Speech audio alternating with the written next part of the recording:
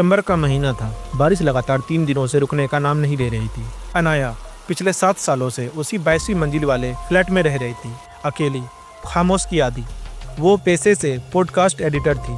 दूसरों की डरावनी कहानियों को काटना, उनकी सांसों की आवाज़ को साफ करना, चीखों के बीच के साइलेंस को बैलेंस करना, यही उसकी दुनिया थी। लोग डर रिकॉर्ड करते थे, अनाया उन्हें परफेक्ट बना देती थी। उस दिन शाम को जब वह घर लौटी, लिफ्ट से निकलते ही उसे कुछ अजीब लगा। कॉरिडोर में हमेशा हल्की सी खुशबू रहती थी, पर आज हवा में सीलन और जंग की गंध थी। उसके दरवाजे के ठीक सामने एक छोटा सा लकड़ी का बॉक्स रखा था। न डिलीवरी स्लिप, न नाम, बस ऊपर उभरे हुए अक्षरों में लिखा था, प्ले मी। अनाया कुछ सेकंड तक उसे देखती रही। दिल में हल्की सी घबराहट हुई, लेकिन उसने खुद को समझाया, शायद किसी लिसनर ने भेजा होगा। लोग अजीब होते हैं। वो बॉक्स उठाकर अंदर ले आई। अंदर एक पुराना कैसेट टेप था, धूल से भरा, किनारे थोड़े टूटे हुए। उसने हल्की हंसी के साथ कहा, सीरियसली, कैसेट? उसके पास अब कैसेट प्लेयर भी नहीं था। उसने उसे अलमारी के नीचे वाले ड्रॉअर में डाल दिया। रात को करीब 2:17 पे अनाया की नींद अचानक टूट गई। उसे लगा जैसे कोई उसके बहुत पास खड़ा है। सांस लेने की आवाज़ बहुत धीमी। उसका शरीर फ्रीज हो गया। उसने आंखें खोली। कमरा खाली था, लेकिन बेडसाइड के टेबल पर वही कैसेट रखा था। अब ड्रॉअर खुला हुआ था। अनाया की सांस तेज हो गई। उसने खुद से कहा, स्लीप वॉकिंग, बस यही होगा। उसने कैसेट वापस ड्रॉअर में डाला और सोचने की कोशिश की, पर उस रात उसे सपना आया। वो एक अंधेरे कमरे में बैठी थी, हेडफोन पहने। किसी की आवाज़ लगातार बोल रही थी, सुनो, पूरा सुनो, बीच में मत काटो। वह चीखने की कोशिश करती है, लेकिन उसकी आवाज़ रिकॉर्ड हो रही होती है। सुबह उठते ही उसके सिर में तेज दर्द था। ऑफिस पहुंचते ही उसके ईमेल इनबॉक्स में एक नई मेल आई। किसी का नाम नहीं लिखा था, सब्जेक्ट में प्ले लिखा था, कोई भी मैसेज नहीं था। अटैचमेंट में एक ऑडियो फाइल का नाम था टेक 01। अनाया ने हेसिटेशन के साथ हेडफोन लगाए, प्ले दबाया। पहले कुछ देर आवाज़ नहीं आई, फिर एक आवाज़ आई, उसी की आवाज़, लेकिन ये आवाज़ डरी हुई थी। अगर कोई ये सुन रहा है तो प्लीज़ मुझे अकेला मत छोड़ना। अनाया की उंगली कांपने लगी। उसने यह कभी रिकॉर्ड नहीं किया था। उसने तुरंत सिस्टम बंद कर दिया। उसका दिल जोर जोर से धड़क रहा था।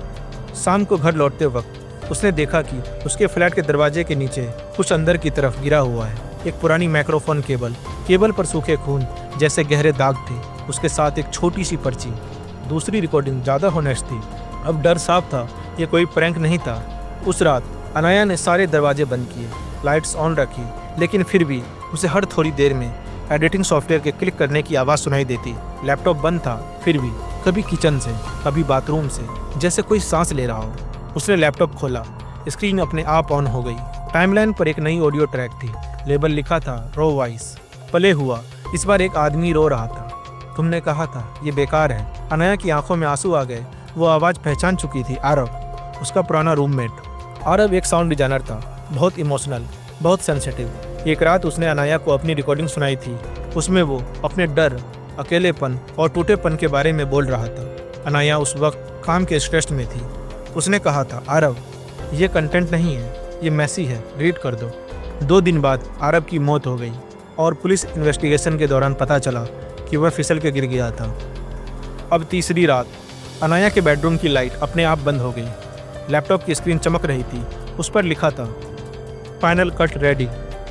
पीछे से किसी ने धीरे से कहा, तुमने मेरी आवाज़ काट दी थी। वो पलटी। आरव खड़ा था, चेहरा आधा गायब, गला जैसे अंदर धंसा हुआ हो। उसने कहा, अब तुम्हारी आवाज़ कंप्लीट करेगी मेरी स्टोरी। अनाया भागी, दरवाज़ा नहीं खुला। लैपटॉप पर रिकॉर्डिंग चालू हो चुकी थी। उसकी चीखें, उसका डर, सब रिकॉर्ड हो रहा था। सुबह पड़ोसियों ने दरवाज़ा तोड़ा। अनाया डेड थी। फ्लैट बिल्कुल नॉर्मल। लैपटॉप खुला था। स्क्रीन पर लिखा था, एपिसोड 1 लाइव। पॉडकास्ट ऐप पर एक नया शो ट्रेंडिंग था। नाम, अनाया लास्ट वॉइस। इन्वेस्टिगेशन में पता चला आरव ने सुसाइड नहीं किया था। उस रात अनाया ने उसे धक्का दिया था। वो कोई एक्सीडेंट नहीं था, बल्कि केस को दबा दिया गया था। पोस्टमार्टम रिपोर्ट में शॉकिंग डिटेल थी। अनाया के गले में माइक्रोफोन केबल से निशान नहीं थे, बल्कि हेडफोन की वायर के। यानी उसने खुद अपनी आवाज़ रिकॉर्ड करते हुए खुद को मार लिया। और अंतिम एपिसोड के एंड में एक लाइन लूप में चल रही थी, आवाज़ मिटाई नहीं जा सकती, उसे सिर्फ सुना जा सकता है।